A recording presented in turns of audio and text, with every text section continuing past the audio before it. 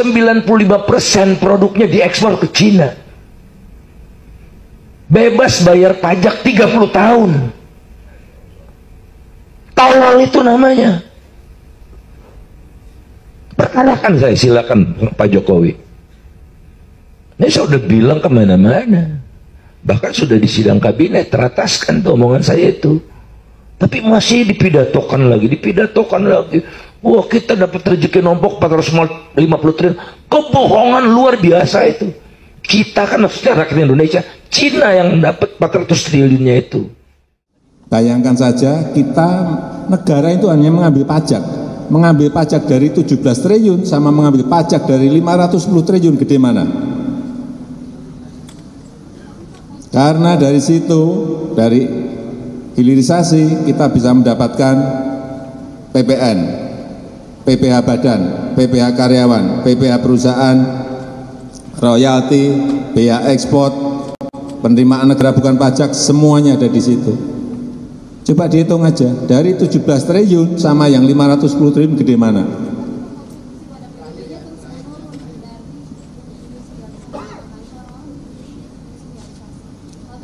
Ya logikanya tidak seperti itu. Logikanya tadi sudah diberikan angka itu. Gimana sih? Artinya apa? Kontribusi terhadap PDB ekonomi pasti lebih gede dong. Logikanya gimana?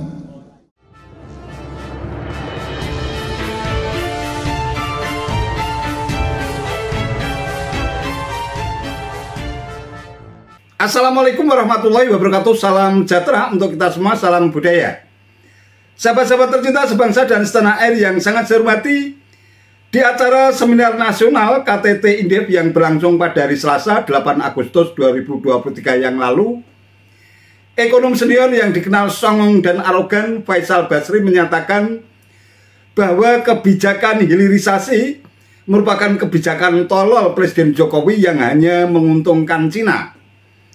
Untuk itu sudah semestinya pemerintah melakukan strategi industrialisasi dan bukan hanya sekedar melakukan kebijakan hilirisasi.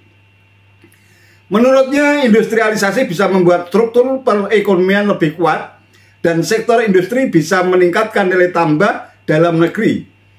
Sementara itu, kata Faisal Basri, hilirisasi hanya sekadar mengubah biji nikel menjadi nickel pig iron atau NPI atau ferronikel yang 99%-nya diekspor ke Cina.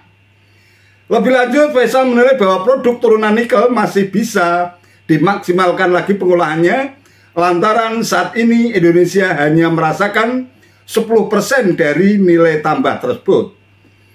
Nah, terkait dengan kritik Faisal Basri tersebut, Presiden Jokowi menegaskan bahwa Indonesia tetap untung besar dari kebijakan hilirisasi. Untuk nikel saja, tegas Presiden Jokowi, hitungannya sampai saat ini nilai ekspor produk olahan nikel jauh lebih besar daripada nilai ekspor nikel secara mentah. Nikel yang diekspor mentah setahun nilainya cuma 17 triliun rupiah, tetapi nikel yang sudah diolah menjadi beragam produk, nilai ekspornya melonjak menjadi 510 triliun rupiah. Kalau hitungan kita ya, saya contoh nikel. Saat diekspor mentahan, bahan mentah setahun kira-kira hanya 17 triliun. Setelah masuk downstreaming, hilirisasi menjadi 510 triliun rupiah. Tegas Presiden Jokowi. Lebih lanjut, Presiden Jokowi membeberkan bahwa negara untung dengan mengambil pajak dari proses hilirisasi produk nikel yang diekspor, mulai dari PPN, PPh badan dan karyawan, royalti tambang, biaya ekspor, hingga beragam PNBP. Menurutnya pajak yang ditarik jelas lebih besar apabila yang diekspor adalah produk olahan, bukan barang mentah. Yang paling banyak merugikan keuangan negara itu Pak Jokowi. Anda tahu akibat nikel dilarang, ya? Nikel dilarang,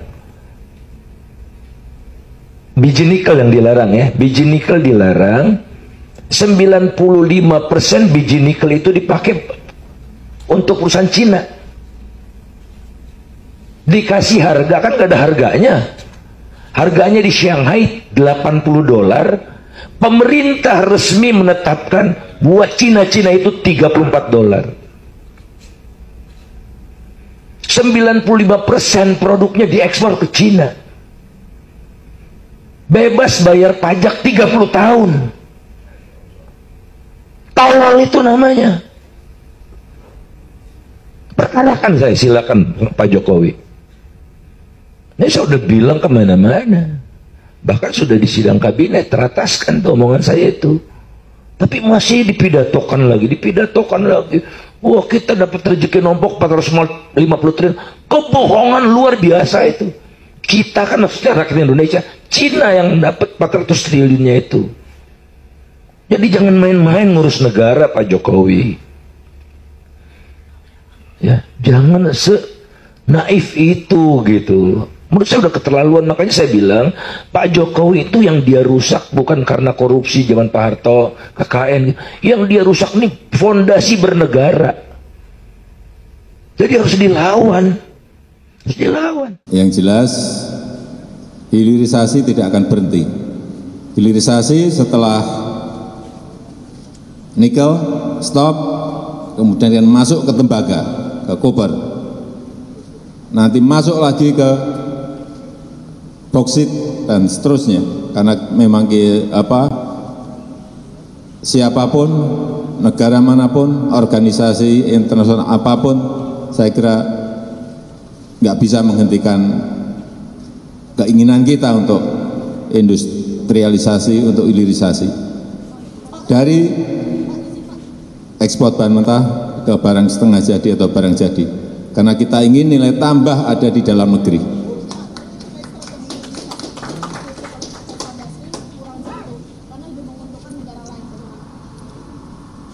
Gimana? Hitungannya gimana? Kalau hitungan kita ya, contoh saya berikan contoh nikel. Saat diekspor mentah, bahan mentah, setahun kira-kira hanya 17 triliun.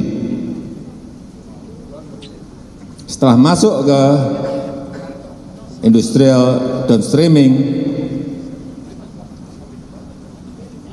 ke hilirisasi, menjadi 510 triliun. Bayangkan saja kita, negara itu hanya mengambil pajak dari 17 triliun sama mengambil pajak dari 510 triliun, gede mana?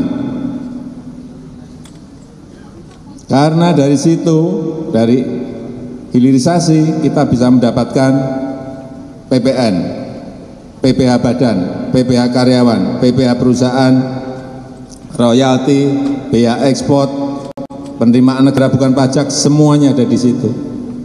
Coba dihitung aja, dari 17 triliun sama yang 510 triliun gede mana?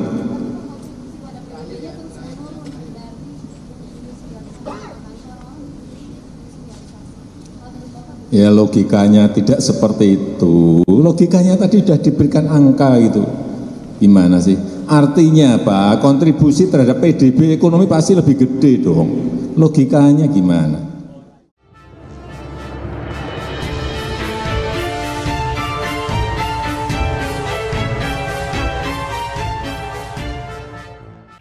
Ya.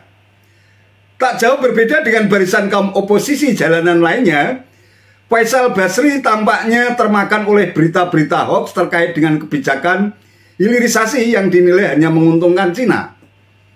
Bagaimana bisa disebut hanya menguntungkan Cina kalau faktanya justru Jokowi dikabarkan juga telah menghentikan ekspor bahan mentah nikel ke Cina hingga sempat mengancam Jokowi untuk digugat ke WTO. Namun toh kebijakan hilirisasi tetap jalan terus. Kalau dianggap hanya menguntungkan Cina, kenapa Jokowi harus mati-matian berani melawan WTO? Sungguh menyedihkan memang ekonom senior sekelas Faisal Basri kok bisa terhasut oleh maraknya berita-berita hoax yang bisa jadi sengaja di-blow up secara berlebihan oleh para demagog kekuasaan seperti Rizal Ramli atau Marwan Batubara misalnya. Kalau Faisal Basri justru menantang Jokowi untuk melaporkannya ke polisi misalnya, bisa jadi malah bikin Jokowi tertawa. Jangankan hanya dicaci maki dengan kata-kata tolol, dihina dan direndahkan sebagai bajingan oleh Rocky Gerung pun Jokowi tetap santai dan menganggapnya sebagai hal yang kecil. Kalau Jokowi baperan lantas melaporkannya kepada aparat penegak hukum, bisa jadi ada ribuan pengkritik yang bakal meringkuk di penjara. Meski demikian, mengkritik tentu juga harus disertai data yang terverifikasi kebenarannya, sehingga tidak berbalik mempermalukan diri para pengkritik itu sendiri. Lebih-lebih buat ekonom senior sekelas Faisal Basri. Sikap Jokowi yang tidak baperan sekaligus juga menepis anggapan yang kerap dihembuskan oleh para pembencinya bahwa Jokowi itu alergi terhadap kritik atau anti kritik. Itu saja yang bisa saya sampaikan. Terima kasih atas perhatiannya. Wassalamualaikum warahmatullahi wabarakatuh.